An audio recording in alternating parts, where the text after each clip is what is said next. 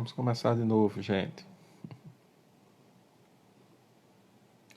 Guardando aqui o pessoal entrar e a postura de Ana também.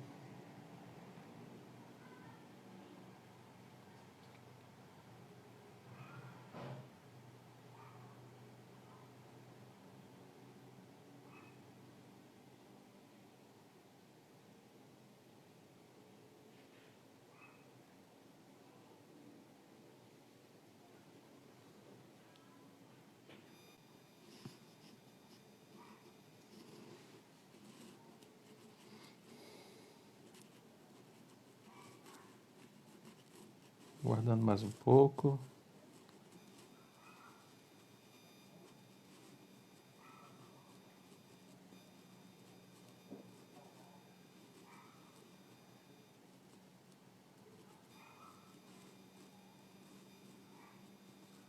Vamos lá, baixinha.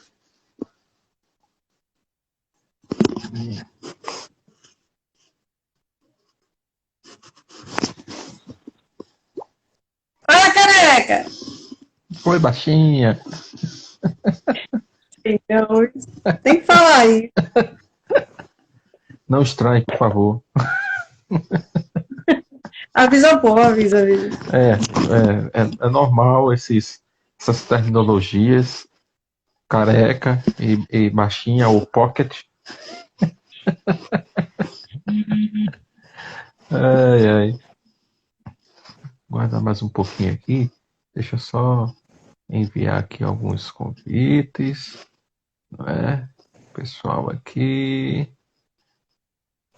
Aguenta as pontas aí. E lá vamos nós. Muito bem. Tá, tá, tá, tá.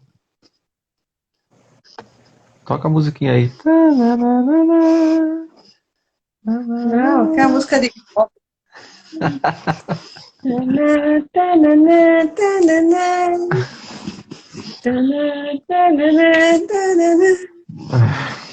Essa é de pop. É, vamos tentar fazer um resumão do que foi ontem? Simbora. Começa você. Ontem, lembranças e reino, né? Falamos do reino, falamos do serviço dentro do reino. Foi bem divertido, foi bem legal. E instrutivo também. Tivemos algumas participações, não é? O Derli falou com a gente, mandou mensagem lá, e algumas outras pessoas também. Pastor Joabe, foi um dos Pastor Joab, citados. Um dos citados. Isa, Coroa. Tá lá em Maceió. Tá aí pertinho. Oxe, e não está em greve, não? Agora amarre ele. Em Goiás, amarre. Não tem não, como não. Não, mas pandemia, tá acontecendo pandemia, quarentena, isolamento Pra já, cadê? social, grupo de risco, tem alguma coisa, não Tem tem não. nada disso. Aí, Derlizinho, Tem não. E ele continua dirigindo daquele jeito? ele no final do ano, no ano passado, eu tanto que apelei assim, papai, o senhor vai para Maceió, pega o avião, vai de ônibus. O senhor tem 70 anos, paga, vai até de graça, né? E não é que ele foi? Ô Franco, fica aí hoje, tá, filho? Fica aí que eu tenho que dar um testemunho, eu quero que você escute. Aí no final Eita. do ano, o violonista da Marília Mendonça, o Franco Tcher. E aí, Do ele Marília foi. Mendonça? O Aquele violonista. do quem eu quero, não me quer, quem me quer, não vou querer. É isso Aí aí, né? eu já não sei. Você, você tá com o seu mix muito amplo. É vizinho, velho. É que não tem vizinho com sofrência. Então. E aí meu pai foi para João Pessoa, para Maceió, foi de avião. Que lindo. Eu apaixonei. Nossa, que tranquilidade, né? Foi ele, foi minha mãe, né? Pronto, embora. Chegou lá, o que é que ele fez? Comprou o carro e veio dirigindo.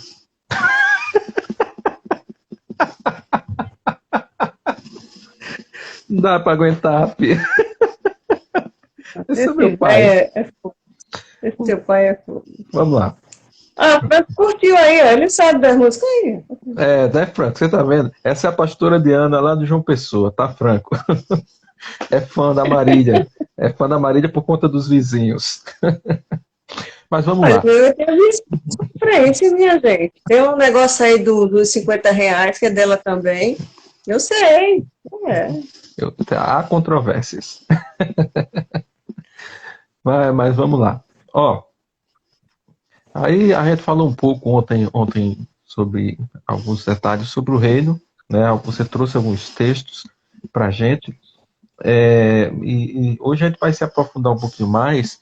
E eu queria que você contasse a sua experiência. Depois eu vou falar a minha, tá? A sua experiência de conversão. E o que hoje te faz afirmar categoricamente: eu faço parte do reino de Deus. Vamos lá. Primeiro, deixa eu mostrar minha camisa. Minha camisa. Que é isso? Que Missão Portas Abertas. Isso. Missão Portas Abertas cuida da igreja perseguida no mundo, dos crentes e missionários em países de alta perseguição ao evangelho. E eu gostaria que quem escuta hoje desse uma olhadinha no site para, se possível, colaborar com alguma coisa. Com as suas orações, quem sabe com o seu serviço cristão. Beleza? Minha conversão se deu da seguinte forma, Joab Júnior. Eu sempre fui uma criança muito, como que eu posso dizer assim, tolhida de tudo. Eu tive uma mãe muito opressora, e você conheceu. Ela era super autoritária. Maurinete. E nós não tínhamos, Dona Aurinete, exato. E era difícil, era muito difícil. E um dia eu estava na Bahia, lá em Salvador, e eu passei por uma igreja, e nessa igreja estava cantando um hino do cantor cristão, que era assim, ó. Achei um grande amigo, Jesus do Salvador, e como me guarda cada dia, fiel ao seu cuidado, constante o seu amor. E eu fiquei encantada com aquela música, porque eu não tinha amigos, né? Eu era uma criança de dentro de casa, e quando brincava um pouquinho na rua, se ela chegasse e me pegasse, ela dava um cacete, era pau. Naquela época não tinha mimimi, não. Então, assim, eu queria um amigo e eu encontrei naquela música a possibilidade de achar esse amigo Jesus. E eu entrei ali, fiquei escutando essa música e querendo conhecer mais sobre Jesus. Eu cheguei em casa e disse, mãe, me leva para a igreja. Ela já tinha uma noção do que era o ser cristã, do que era o cristianismo, de quem era Jesus. E ela, tá, me levou para a igreja e lá eu me converti. Eu fiquei e ela não. Então, eu, criança, passei um bom tempo. Quantos anos você tinha? Eu sei lá, eu era muito nova, eu me batizei com 12. Lisa. Aí eu fiquei, ela não ficou. E depois de um tempo ela veio, vinha, voltava. E eu sempre lá. Né? Eu achei Jesus na palavra, e achei Jesus assim, como se fosse pessoalmente. Quando a gente conta assim, parece experiências que as pessoas dizem, pentecostal doido, que vê as coisas. Né? Não. Às vezes Jesus chega tão perto da gente, que é como se ele estivesse ali de fato, abraçando, beijando. A gente sente o calor dele, o cheiro dele. E eu me senti acolhida por ele e salva por ele. E eu fui entender na palavra depois o que era essa salvação. Todos nós andávamos desgarrados como ovelhas, cada um se desviava pelo seu caminho, até que Deus fez cair sobre ele a iniquidade que era de todos nós, e pelas suas pisaduras fomos sarados e libertos de todo mal. E eu fui me aprofundando nessa palavra, entendendo que o ser humano, por mais bonzinho que fosse, por mais inocente, por mais criança, ou por mais pecador, não havia diferença. Todos nós estávamos no mesmo caminho, que era a perdição. E eu me achei privilegiada, altamente privilegiada, por ele ter me chamado, porque aquela música foi um chamado. E a palavra dele. E eu me vi inserida ali, na conversão, no reino de Deus. E eu senti que o Deus que eu cria era o Deus que colhia e depois não jogava mais fora nunca. Que eu estava segura nas mãos de Deus, nas mãos de Cristo. E desde então me senti parte da família. Me senti parte deste reino, do qual faço até hoje, né? E vou terminar na glória, abraçando ele e ceando na mesa dele, olhando nos olhos dele, daquele que um dia teve compaixão de mim e me trouxe para si. Se deu dessa forma, Careca. Por aí, mais ou menos. Tá. Entre idas e vindas, né? Tem os percalços no meio do caminho, que nunca deixam de ter. Hoje a gente tem o privilégio de ter você como não só uma cidadã do céu, mas uma pessoa aqui na terra que assumiu um compromisso um pouco maior, né, de estar ministrando a palavra, sendo uma representante da voz de Deus, né, da palavra de Deus a tantas pessoas. Né, e para isso eu tenho que tirar o chapéu. Aqui não é o Gil não, mas tirar o chapéu. Mas, cara, eu vou te contar, eu me senti tão... Eu sei que as pessoas não gostam desse termo, mas eu me senti tão apaixonada por ele, por Jesus, que eu queria dar alguma coisa para ele e não tinha, sabe? E eu disse, Senhor, o que eu tenho para te dar sou eu, é o meu coração, eu não tenho nada, eu não tenho nada nessa vida, eu só tenho a mim mesma. Aí um dia eu vi um testemunho, anos atrás eu ouvi o testemunho de Marco Feliciano, dizendo justamente uma coisa parecida com essa, que ele se deitou no altar, quando foi feito um apelo missionário, e ele disse, eu não tenho nada, mas eu estou aqui. Então, comigo foi da mesma forma, ele disse, Senhor, eu não tenho nada, mas eu estou aqui. Então, ele foi me chamando para compartilhar do amor que eu conhecia a outras pessoas. E a gente vai fazendo isso, e dentro da igreja, a gente vai ganhando certos espaços, não é, Joab? Uhum. Tipo assim, você sabe pregar, então você vai dirigir o culto de jovens, você vai coordenar os jovens, e você vai ser professor de escola dominical, e porque você não se aperfeiçoa e vai para o seminário, e aquela coisa toda. E eu fui galgando esse espaço até ser ordenada pastora no ano de 2000. Faz tempo. Mas eu nunca deixei de trabalhar no reino de Deus. E mesmo tendo o título de pastora, para mim, varrer o chão, entregar folheto na rua e colocar um terninho e pregar no púlpito não tem diferença. Né?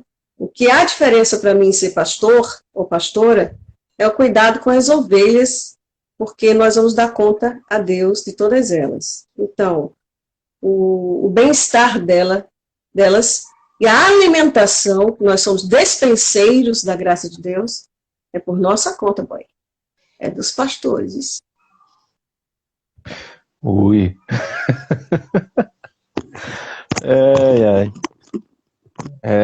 Vamos lá, eu agora? Cuida. É mais complicado, não é assim tão simples e bonitinho, não. Eu como tenho uma cisma muito grande com a terminologia filho de pastor, né? O tal do filho de pastor, sangue de Jesus tem poder e não é pouco, não. Né? E é mais ou menos isso aí, né? a maioria dos filhos de pastor, para muita gente, eles são como pastorzinhos, são santos e etc. E meu pai, quando estudou para o pastorado, ele terminou em 82, se não me engano. Minha mãe tá aí, benção, né? Né? A minha mãe vai escutar muita coisa que não precisava, tá? Mas até precisava. Fica aí, mamãe. Eu, no ano de 82, ele se formou e a gente foi para Sapé. Aí pertinho, foi a primeira igreja que meu pai pastoreou, foi a Igreja Batista de Sapé. E desde esse tempo, a gente fala os filhos, nós quatro, né, os nossos, Nairon, Michelle, a minha bicicleta também, a gente já começou a sentir um peso maior de responsabilidade pelo título filho de pastor. E isso não me caía muito bem. Eu lá em casa eu fui o mais rebelde da casa. Eu fui o último a me batizar, em termos de idade, né? Eu fui que me batizei mais velho. E eu dizia até pra você, na época não foi um batismo, tá? Foi um banho. Foi um batismo. Lá na primeira igreja, me batizei na primeira igreja. Lá no Pastor Estevão, ainda, né? Chique, hein? Chique. Mas quem batizou foi meu pai, quem me batizou. Mas foi lá no batistério, lá na primeira igreja. E essa vida de filho de pastor, ela foi ficando muito pesada para uma criança que queria ser como as outras. E muitas vezes, pelo fato de ser filho de pastor, a gente não era a mesma coisa. E apesar de estar dentro da igreja, tá vivenciando tudo, né? Sempre havia um pouco de repulsa dentro de mim por conta daquele peso, daquela responsabilidade que eu não via motivo de ter essa responsabilidade em cima de mim. Mas meu pai me cobrava muito, isso, minha mãe nem tanto, mas meu pai já me cobrava mais, andar mais na linha, né, pelo fato de ser filho de pastor. Na hora de dar o exemplo, nossa, eu nem sei quantas vezes eu fui disciplinado, acho que foi umas 4 ou 5. E ele não tinha dó não, né? Vou mostrar para todos, sério, que saiu da linha, né? Isso aí com meu filho eu faço com você também, né? E isso Eu sei. né? Você sabe, eu sei que você sabe. E isso não, isso não tirava de mim esse peso, tá? Um pouco desse fardo, né? Da terminologia filho de pastor. E a repulsa foi ficando muito grande durante todo o processo da infância, pré-adolescência, adolescência, chegou o namoro, casei meio nas carreiras, não vou entrar em detalhes do Hum, casamento, mas quando aconteceu o casório, eu saí de casa, né? 18 anos de idade, fui trabalhar, não tinha, não tinha emprego, nunca tinha trabalhado na vida. Essa aí pensa a loucura que foi, né? E o meu primeiro serviço eu não tinha tempo para nada. Trabalhava de cobrador de ônibus rodoviário na Boa Vista, nem sei se existe a Boa Vista ainda, né? sei não. Mas ia para Recife lá, Goiânia, né, Pernambuco, fazer a linha todinha. Então eu ficava 2 dias fora de casa e vinha para casa só para dormir e sair 4 horas da manhã no outro dia. E para um cara que nunca teve liberdade de nada, eu nunca tive liberdade para fazer nada. Meu horário de chegar em casa era 10 horas da noite. Chegasse 10 e 1 era certo. Eu dormia de fora ou apanhava. O Nairo era mais mala, ele dormia do lado de fora. Eu não, eu apanhava. Eu gostava da minha cama. Então, quando chegou o tempo da Boa Vista, né, do cobrador de ônibus, eu tive a liberdade que eu não pensava que eu pudesse ter algum dia. E com unhas e dentes, né, e com a boca aberta, eu literalmente caí no mundo, né? Já não tinha tempo de ficar em casa com a esposa. Elza grávida de Ítalo. Eu não tinha tempo de ir para a igreja. Acho que em 6 meses, se eu fui uma vez para a igreja, foi muito. Muito difícil eu ir para a igreja. Então, tudo que eu não fiz em 18 anos de vida, eu fiz em 6 meses e um pouquinho mais, né? O mundo literalmente chegou me abraçou, e eu abracei o mundo, e nós caminhamos uma boa jornada. Isso foi em 94. Nós caminhamos uma boa jornada juntos aí, né? Eu fiz coisas que eu não vou dizer que eu me orgulho, né? Não há um orgulho em falar, mas eu cheguei ao limite de até ser preso. Muita gente não sabe disso, até preso eu fui, né? Tu fosse em E cana, João? eu fui em cana, né? Polícia, tal, algema, carrinho de polícia, delegacia, todo esse processo. Muita gente não sabe disso. Acontece o quê, João? Depois tu me conta, hein, João?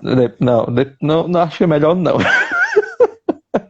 Ah, mas e isso foi durante 6 anos da minha vida. Eu tive que sair por conta disso. Eu tive até que sair de João Pessoa. Fui jurado de morte, tudo em João Pessoa. Por isso que eu saí de João Pessoa, fui morar em Maceió. Mas mesmo essa mudança não me trouxe a luz, né, que eu deveria voltar aos caminhos do Senhor. Chegando em Maceió, a gente morava em Maceió, Ítalo era pequeno, Ítalo ficou com minha mãe em João Pessoa um tempo, a Stephanie nasceu em João Pessoa, mas a gente foi-se embora para Maceió, né? E não mudou nada esse meu relacionamento com o mundo, né? A Elza sofreu pra caramba comigo, a gente saía para alguns lugares para beber. Eu lembro que quando eu voltava, ela não fazia uso, né? Quando eu voltava para casa, se fosse para voltar para a festa, dava para achar o caminho de volta com o tanto que eu tinha vomitado no caminho. Você tem uma ideia de que ponto eu chegava de bebedeira, do tanto que eu me entregava nas questões de bebida. Eu estava tão já assim que eu acordava de manhã, não sei se você lembra, antigamente tinha umas garrafinhas pequenas de Drea, conhaque Drea. Às vezes, antes de escovar o dente, eu tomava uma garrafa daquela. Aquelas pequenininhas. De tão tenso que estava. E no ano 2000, quando você foi ordenado ao pastorado, eu tive a oportunidade de conhecer um pastor lá em Maceió, na Igreja Batista de Santos Dumont, lá em Maceió, pastor... Nossa, eu vou esquecer o nome do homem, não é possível. Não vou esquecer. Vem muita coisa, depois eu lembro o nome dele. Ele é um cara que estudava pra caramba, sabe? Você tá aí, Diana? Acho que a ligação caiu aqui. Peraí.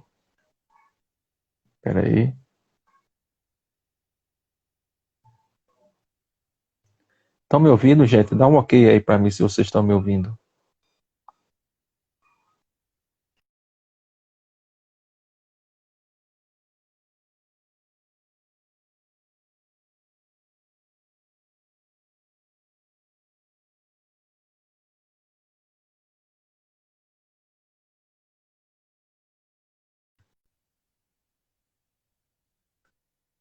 Alguém tá me ouvindo? Dá um ok pra mim.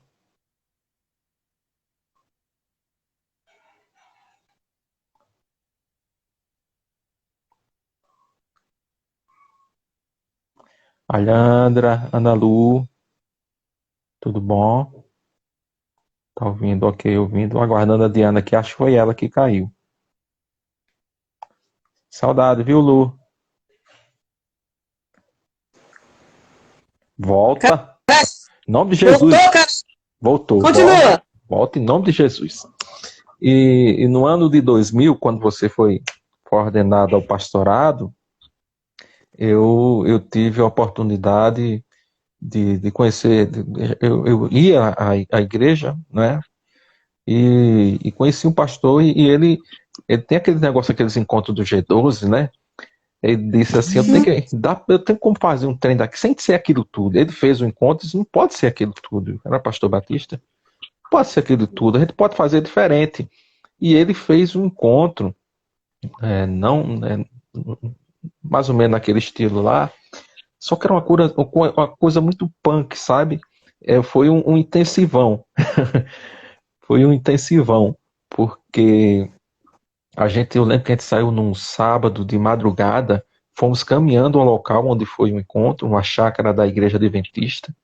4 quilômetros de caminhada.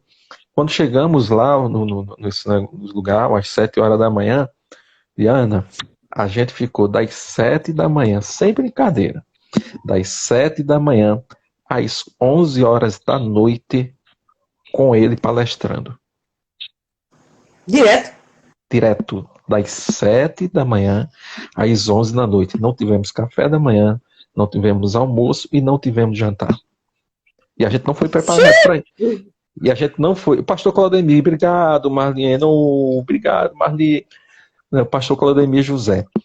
E você imagina que loucura. Você, só de falar já é um trem doido. A gente não foi preparado para Eu isso. estou pensando na fome, na agonia de talvez ter todo. Não, tem mais. Fomos 6 pessoas, né? E todos os 6 estavam separados, ficamos separados uns dos outros, a gente não conversava um com o outro. E tudo que o pastor falava, a gente tinha que escrever. Pensa na loucura que foi. Das 7 da manhã às 11 da noite. A gente foi dormir só o bagaço. Dormimos no outro dia, foi mais normal, né? Mas eu tava precisando daquilo, sabe? Eu vou dizer, aquilo tudo de uma vez. Vendo tudo de uma vez. E quando chegou o momento do final, não teve nada demais, né? Nada de sobrenatural, regressão, essas coisas, não teve nada disso. Mas quando o pastor Claudemir foi encerrar, ele disse, isso aqui, esses 2 dias que a gente passou junto, vocês tiveram a oportunidade, não de ouvir o pastor Claudemir falando, mas de ouvir Deus falando. E esse é o momento que vocês tiveram a oportunidade de literalmente ver Deus face a face. Quando ele falou isso, parece que teve uma chave que ligou assim, ó, em mim, sabe? Quando ligou essa chave, automaticamente, do nada, eu desabei. Você estava procurando um amigo, né? Estava procurando um amigo. E eu estava precisando muito mais do que um amigo. E naqueles 2 dias eu tive a oportunidade de conhecer muito mais do que um amigo. E quando isso se revelou, né, que eu desabei, eu lembro que eu chorava, Diana. Eu chorei tanto, aonde eu fiquei, assim, eu olhava assim no chão, tinha uma poça. Eu digo, vou desidratar. Vou desidratar do tanto, de tão intensa que foi a experiência. E repito, não teve nada de sobrenatural. Foi uma coisa natural, né? Dentro do que a gente trata, do natural, né? Mas o sobrenatural aconteceu dentro de mim. Não foi nada externo, nada que o povo visse, línguas, esse negócio, não, foi dentro de mim. E a partir daquele momento, especificamente, Joab Júnior, para trás, não existia mais. Acabou tudo, literalmente, tudo que eu agia, fazia de forma errônea, em desacordo com aquilo que era o propósito de Deus, a chave ligou. E quando essa chave ligou, eu assumi o compromisso comigo mesmo, com Deus. Acabou. Se não for isso aqui, se eu não tiver condições de caminhar nesse caminho, dessa forma, eu prefiro que o Senhor me leve. Porque é para isso que Deus nos chama. Para essa vivência, para essa intimidade, para esse relacionamento tão gostoso que é ter com Ele, né? Essa forma de tratamento, esse cuidado que Deus tem com a gente, por mais que a gente às vezes não veja, não sinta isso, mas quando eu saí dali e cheguei em casa, eu lembro que eu e a Elza tinha brigado. Quando eu cheguei em casa, a Elza já disse, tem alguma coisa diferente. Tem alguma coisa que não tá do mesmo jeito. Eu vivia em Maceió o negócio era tão louco. Eu lembro que o salário mínimo, na época, a igreja me dava o salário mínimo. R$ 160, R$ 165. Eu pagava R$ 100 de aluguel. água, energia, tinha compra Comida. de casa. Stephanie estudava numa escolinha particular, eu pagava a escola para ela, por R$ 160. E não dava. Se você fizesse as contas, se escrevesse, não dava certo essas contas. Mas Deus já estava com a mãozinha dele ali fazendo tudo acontecer. Já fazia acontecer. E os meus olhos só abriram depois desse dia, depois desse momento, que a gente vê tudo com outra perspectiva. Não é do mesmo jeito. E a partir dali, quando eu encontrava as pessoas viam a diferença em mim. O que foi que houve, Joab? Você está tão diferente? O que foi? Quando eu voltei para João Pessoa, eu lembro que fui na casa da Tonha, a da cabeleireira, Tonha. né, a Toinha. Eu fui na casa dela e quando eu cheguei lá, eu ganhei uma Bíblia de Estudo de Genebra. Eu tenho ela até hoje, né, Pastor Aylan? Pastor Aylan conhece a minha Bíblia. E, e quando eu cheguei com aquela Bíblia daquele tamanho, no portão, ela disse, Júnior, o que é que aconteceu? No portão, eu nem entrei na casa dela.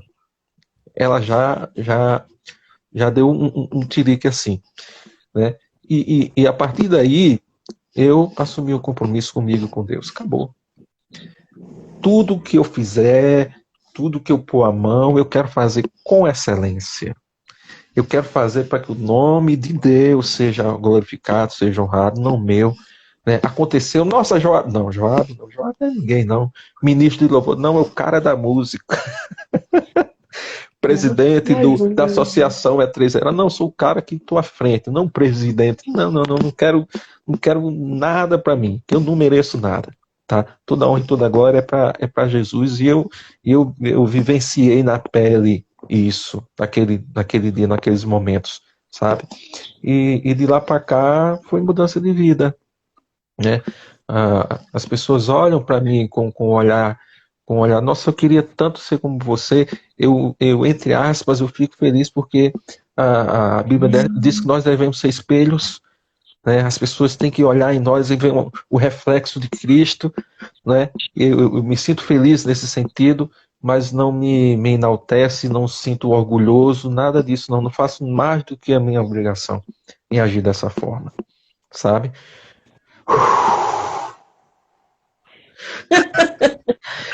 Tu, pe- Jojo. tu pensa que é fácil, né, baixinha? Rapaz, que história bonita, Joab. Agora, são histórias diferentes, mas tem algo em comum. Que depois que Jesus tocou na gente, e nós não fomos mais os mesmos,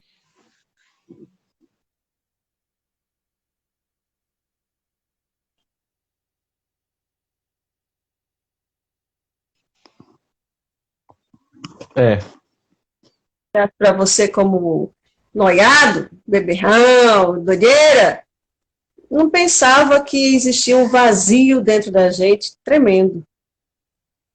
Né? E um vazio que só quem preenche é o próprio Deus, é Jesus. Então você conheceu, de fato, né, tem essa experiência com ele, através do pastor Clodomiro e daquela equipe, Claudemir, Claudemir Claudemir, José, Claudemir José, Claudemir José, Claudemir. vai botar em Zé na Paraíba. Foi primordial. Quem cantava aquela música quando eu me converti não era um coral de 100 vozes, eram duas senhoras. Então, assim, Jesus precisa chegar até você, até a mim, até os outros, João. Porque ele transforma, ele é o caminho, ele é a verdade, ele é a vida. Há uma mentira nesse mundo tremenda sendo espalhada, dizendo que todos os caminhos levam a Deus. Deus é um só. Deus não é um só, não, filho. O Deus que salva é um só, que é Jesus. E ele se revela na palavra dele. E é essencial que essa palavra chegue aos corações, como chegou ao seu e ao meu. Né? Isso é que é a igreja, o reino de Deus. Essa expansão do Santo Evangelho. É verdade.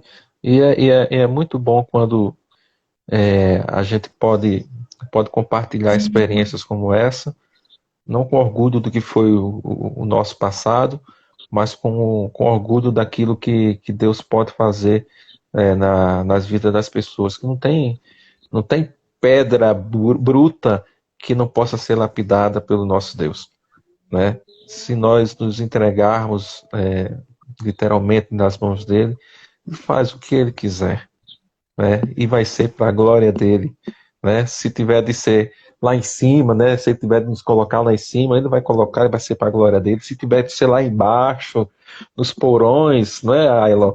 Nos porões lá, os remadores do porão, se for para ficar lá embaixo, vai ser para a glória dele.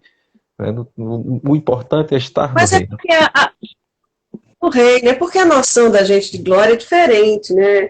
Assim, o ser humano procura uma glória equivocada, né?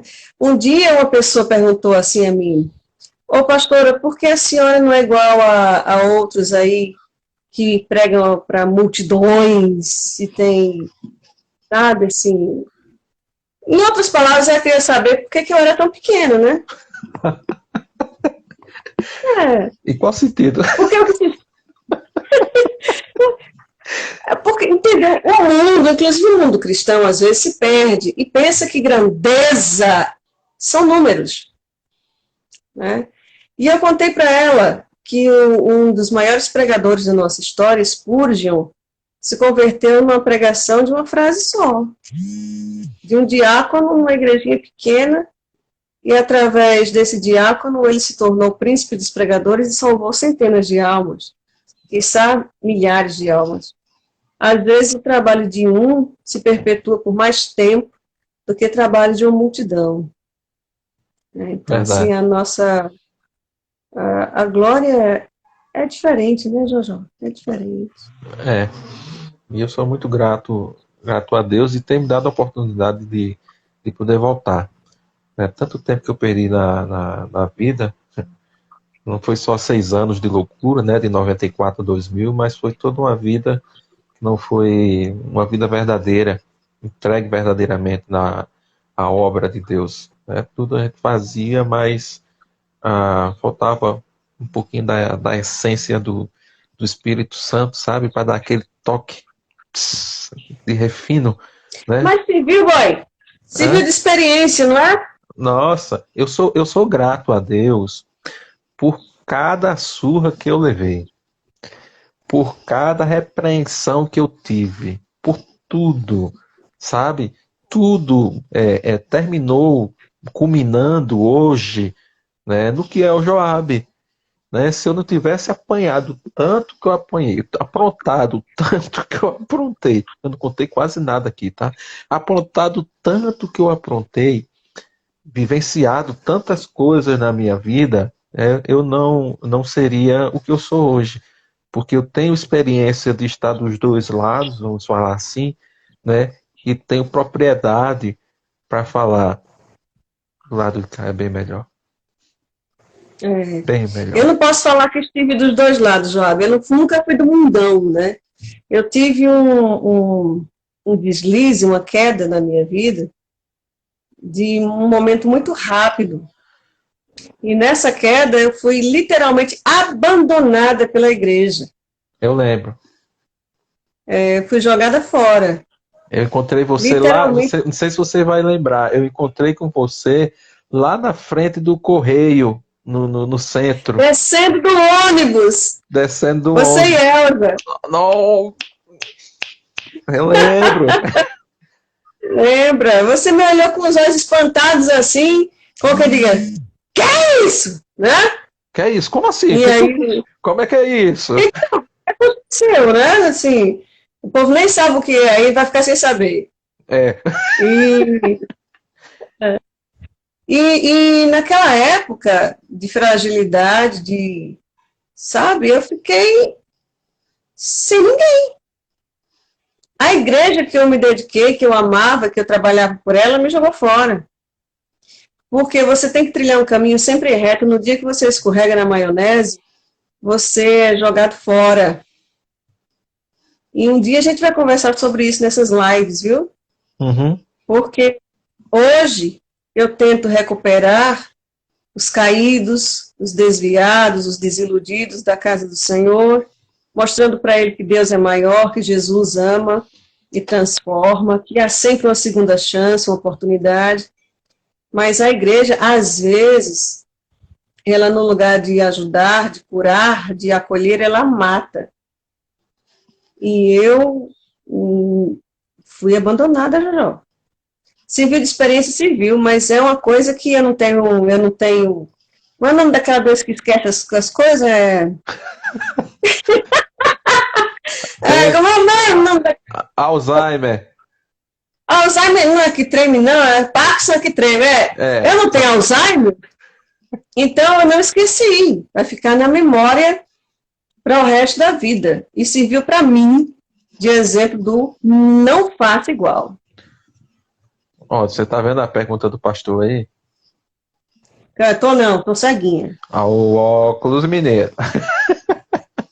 É a idade. Deixa eu ler aqui. A decepção é alimentada pela igreja quando abandona o caído? A decepção é alimentada pela igreja quando abandona o caído? Sim. É claro que é, pastor. Pastor, a gente quer um apoio. Quem cai e genuinamente se arrepende do erro, quer se redimir, quer voltar ao que era ou até ficar melhor. Mas o que a igreja faz é apontar o dedo, pecador, você não é digno de estar entre nós, e joga a gente fora. Sabe o que acontece? Muitas pessoas que frequentaram a igreja, que caíram, erraram aqui ou ali, não querem voltar justamente por isso, pela vergonha de ser apontado como alguém indigno de estar lá dentro. A decepção é grande, boy. Marliene, você tá aí ainda, Marliene? Se tiver, dá um oi para mim, que eu vou contar uma experiência vivida também com a Marliene, lá de Maceió. Eu vi ela falando o nome do pastor Claudemir. Se você tiver, dá um oi aí para me falar. Só vou falar se você tiver aí. Essa atitude de resgatar não teria que partir de uma liderança, Diana? Sim, sem dúvida, sem dúvida. Até porque se essa liderança se aproximar da liderança que foi Jesus, ele vai olhar para a multidão, vai olhar para a eclésia e vai dizer: atire, quem não tiver pecado, atire a primeira pedra. Né? Nossa. Só que a liderança, ela faz o contrário, ela usa você como é que eu posso dizer? Como exemplo. Como alvo. Como alvo de Vocês lembram do... O que, jovem? Usa como alvo. Diz assim, turma, ele tá ali. Todo mundo, cada um pega a sua pedra e vamos lá? Toma ele no Kengo. Né? Tu lembras da palavra que fala do endemoniado de Gadara? Uhum. O camarada era era o queridinho da cidade. Caía aqui, caía ali, se machucava, se endemoniava, quebrava grilhões e tudo, era como se fosse a atração dali até Jesus chegar e acabar com aquele babado todo, libertando aquela criatura. Às vezes o pecador na igreja é como a atração. Não tem... É aquela pessoa que você vai descarregar toda a sua raiva, toda a sua frustração em cima dela. Alguém que você possa jogar o que você tem escondido para ela, para que ela leve a culpa, para que ela seja castigada e você continue escondendo os seus erros. E eu não estou falando aqui mal da Igreja do Senhor, porque eu a amo. Eu estou falando um dos erros, porque até a palavra de Deus nos mostra alguns erros para a gente não cometer igual. Né? A igreja precisa se conscientizar de que ninguém é perfeito, de que as pessoas podem errar, mas que a graça do Senhor, ela perdoa. Jesus perdoa. E o pecador perdoado vai e não peca mais. E não pegar o pecador e jogar ele na rua e dizer, vai, te vira. Nossa, se ele na rua vai se virar como? Quem vai falar? Quem vai estar com ele? Quem vai cuidar dele? Quem vai sarar as feridas dele? O mundão vai dar prazer ao ponto dele não querer voltar para a igreja, e esse prazer vai levá-lo a perdição, porque a mente começa a cauterizar e o coração a esfriar e voltar que é bom? Jamais. É verdade. O Ailon ainda pergunta, o Ailon está curioso aqui, ó. O que é que você sentiu ao ver que a liderança não caminhava com Cristo? E qual o seu conselho para a liderança de um rebanho quando se deparar com essa situação de uma alma caída? Olha só, hoje eu sou pastora e já passei por poucas e boas com ovelhas. Existem as ovelhas e os bodes, infelizmente, dentro da igreja. O infeliz do bode, por mais que você instrua ele, ele vai continuar dando cabeçada e fazendo errado. Mas a ovelha que se desvia, ela clama por voltar. Então o pastor tem que ter discernimento para saber agir. Mas mesmo com esse discernimento recebido do céu, se ele não agir com amor, de nada vai valer. Porque foi dito lá na palavra, em 1 Coríntios 13, que se a gente não tiver amor, não vale de nada. A liderança tem que usar de amor, amor e amor pelos caídos. Até porque, como eu já falei, perfeito só Jesus, viu? É, não tem ponto correr. A Marliene, eu chamei ela, ela não apareceu. Acho que ela saiu, infelizmente. Eu ia citar um exemplo, só ia citar se ela tivesse aí. Flavinha, e tua Flávia, seja bem-vinda, tá, Flávia? Faz parte do LAC em Goiânia, tá, Diana? Que bom. Tava no culto do... Ei, Jovem, deixa eu contar uma história de uma coisa que aconteceu, para tu ver como é que a igreja é. Fala. A igreja, assim, em geral, eu tinha um jovem em uma igreja que ele era apaixonado por uma menina, né? E a menina deu um fora nele bem grande. Nossa. Ele já estava com a gente, nossa, ele já estava com a gente há uns 2 anos, mais ou menos, né? E ele foi para o bar e encheu a cara. Bebeu todas. Foi. Bebeu todas. Ligou para mim naquele estado. Pastora, eu tô aqui. Olha, não quase nada, mas eu sabia o que tinha acontecido, né? Aí tentei aconselhar e tudo, e o dia se passou, a noite se passou. Quando eu cheguei na igreja, tinha uma reunião pronta para conversar comigo, para excluir o jovem. E eu fiquei, mas já souberam disso? O negócio foi ontem de noite, hoje já sabe, né? Rápido, né? Acho que ele ligou para todo mundo. O povo é ligeiro, descobrir as desgraças dos outros. Né? Aí eu disse, minha gente, não é assim não. Peraí, o rapaz teve uma desilusão, ele caiu. Vamos discipliná-lo, vamos orientá-lo, né? Vamos acompanhar o jovem. Excluir, porque ele bebeu. Mas é um mau exemplo, eu disse, eu sei, mas calma, vamos por aí. E a pressão em cima de mim, como pastor, era tão grande que eu tive que escolher, literalmente, ali, eu tive que tomar uma atitude severa. E eu disse para o pessoal da reunião o seguinte: vocês são tudo velho já, tudo coroa. Vocês não esqueceram o que é ser jovem. Vocês esqueceram o que é uma desilusão amorosa.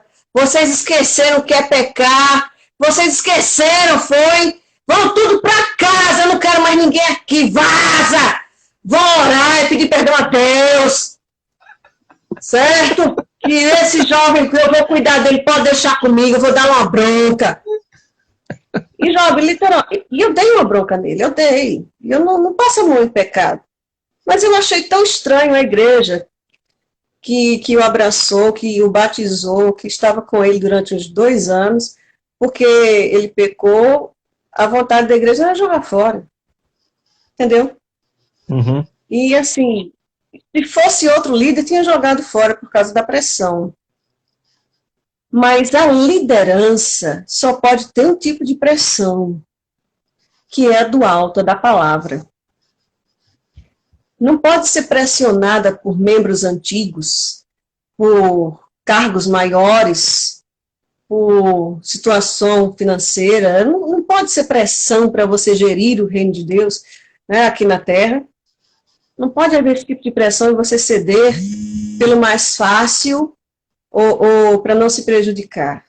Né? Ayla fala de liderança sempre, e eu sinto nele o anseio de ver o crescimento, o levantar de líderes que sejam parecidos com Cristo Jesus e que não tenham essas frescuras, religiosidade, que me enche a paciência, viu? Vou falar como a Ayla falou aí agora. Eu já te falei que eu te amo hoje.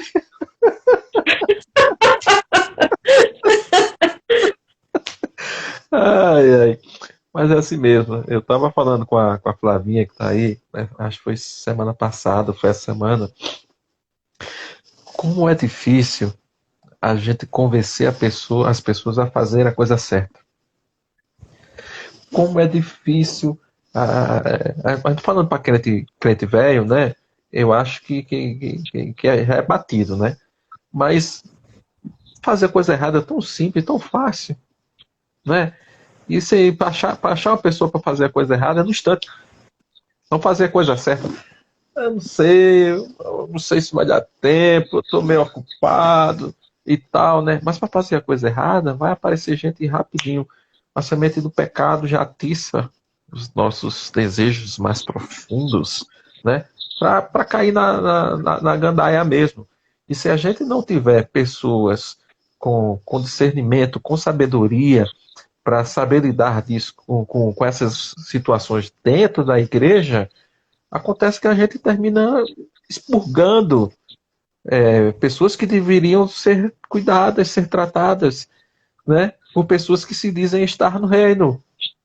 E que reino da moléstia dos cachorros é esse, né, que não cabe, não cabe um abraço, não ao pecado, né, não a circunstância do erro, mas ao pecador que precisa ser contido naquele ímpeto e naquele desejo insano, às vezes, de ir de encontro àquilo que é a vontade de Deus para a vida dele. E é nossa responsabilidade como igreja, fazer isso. E não meter o pé na bunda na primeira oportunidade, sabe? E até dentro das igrejas, infelizmente, atitudes como essas, atitudes errôneas, que é errado agir dessa forma, né, são acometidas por crentes imaturos, sabe? Que não tem maturidade suficiente para falar palavras que venham agregar, em vez de falar palavras que vêm só disseminar mais ódio, mais discórdia, mais rancor, mais tanta coisa que vai de conta aquilo que realmente Deus quer para nossas vidas. É verdade, Joado. Mas é a falta da empatia, né? De se colocar no lugar do outro. Às vezes os irmãos, e quando eu falo de irmãos, eu não estou falando de você, não, estou falando de nós. Às vezes, os irmãos estão trilhando uma vida assim, sabe? Lutando mesmo para ser justo, para ser santo, e é uma luta diária, e é tão difícil isso, que quando vê alguém pecando, fica com raiva. Por que eu vou ter misericórdia dele? Ninguém teve de mim? Aí descarrega no outro uma frustração sua. E a gente tem que combater isso pela palavra e nos tornar cada vez mais ligados em amor, ligados mesmo como irmãos. Eu faço parte de uma fraternidade, nós chamamos de Irmandade, que é o motociclismo. E não ficava muito doido, bicho, oh, delícia. Eu sei. Muito doido. Mas, assim, a gente sai em comboio, sai aquelas motonas de 1.500 cilindradas, e sai eu, Com a de labareda. 125, com labareda, sai todo mundo junto, volta todo mundo junto. Não importa se a sua moto é 1.500 e a minha 125.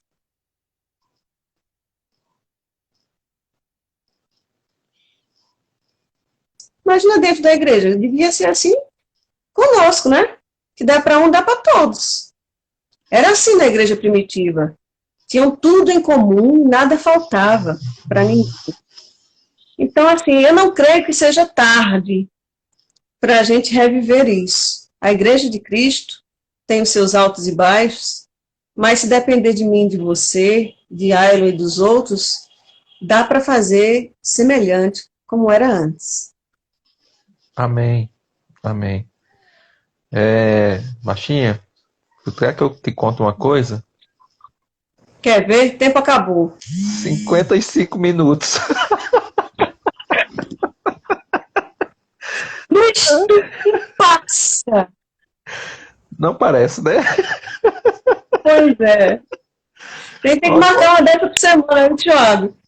Olha quem entrou aí. Você tá vendo quem entrou aí? Tá não. Tá, Abraão, é? Abraão! Oh, Abraão! Abraão! Aquele Abraão! Aquele Abraão. Ei, Maia! Cabecinha. Cabecinha. Chega, cabeção! Muito bem. Ó, Baixinha, nós estamos com 56 minutos de live, tá? Nós vamos precisar encerrar, porque senão o Instagram faz isso por nós, tá? Eu quero agradecer a todo mundo. Só falar aqui o que o Derli falou.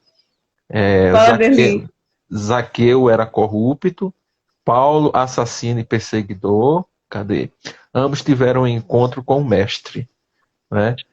Apesar das suas realidades, né? Eles tiveram oportunidades, né? E a gente pode gerar essa oportunidade para tantas pessoas aí, né? Depende de nós. Depende de nós. Ok? Ok. Obrigada mais uma vez por me chamar. Tamo junto e misturado. E vamos em frente falando do reino. Falando do reino, vai ter a parte 3 aí, a gente vai combinar e a gente avisa aí nas redes aí, tá?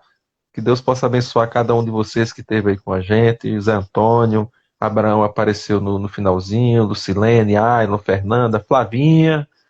Flavinha apareceu finalmente. Pegou só um pedacinho. Se quiser assistir tudo, vai ficar salvo aí no meu Insta, tá? Que Deus possa abençoar, que tudo que a gente compartilhou aqui, né, possa servir para o crescimento de vocês, tá bom? Baixinha? Amém. Cheiro. Deus te abençoe, Jojo. Até a próxima. Abençoe vocês todos. Tchau, tchau. Cheiro.